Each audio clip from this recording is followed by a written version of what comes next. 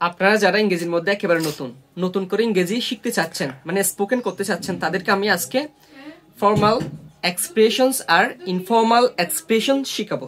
যেমন দেখেন, এগুলো হচ্ছে মানে এদিকের এগুলো হচ্ছে ফর্মাল এক্সপ্রেশনস আর এগুলো ইনফর্মাল এক্সপ্রেশনস।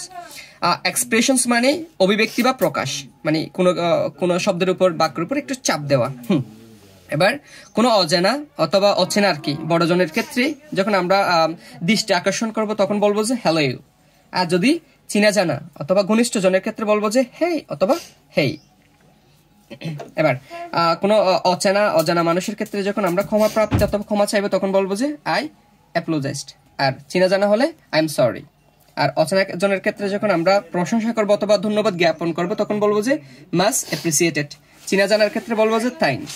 এবার অজানা বা অচেনা অথবা বড়জনের ক্ষেত্রে যখন আমরা কোনো কিছুর হেল্প চাইবো তখন বলবো যে বা হেল্প করতে ইচ্ছুক তখন বলবো যে কুড ইউ হেল্প মি। আর চিনা জানার ক্ষেত্রে বলবো যে কি ক্যান ইউ হেল্প মি অথবা হেল্প মি। অজানা অথবা বড়জনের ক্ষেত্রে যখন আমরা কোনো কিছু নিয়ে শেয়ার করতে চাইবো তখন বলবো যে কি do you want to share. আর চিনা জানা অথবা ঘনিষ্ঠ জনের ক্ষেত্রে বলবো যে কি ওয়ান্ট টু শেয়ার। আর অচেনা মানুষের ক্ষেত্রে যখন আমরা বড়জন অথবা অচেনা মানুষ যখন আমাদের বলবে এটা করতে পারবো কিনা, এটা করবো না, এরকম যদি কোনো ধরনের না বুঝাতে কোনো কিছু অ্যাটেন্ড করা, যোগদান করা, কোনো কিছু না করার অর্থে বড়জনের ক্ষেত্রে বলবো যে আমরা I am not able to attend. আর চিনা জানার ক্ষেত্রে বলবো যে কি I can not make it, অর্থাৎ আমি এটা করতে পারবো না, আমরা এটা করতে পারবো না, সে এটা করতে পারবে না। চিনা জানার ক্ষেত্রে এগুলো ব্যবহার করবেন, আর যদি অচেনা মানুষের ক্ষেত্রে এগুলো ব্যবহার করবেন।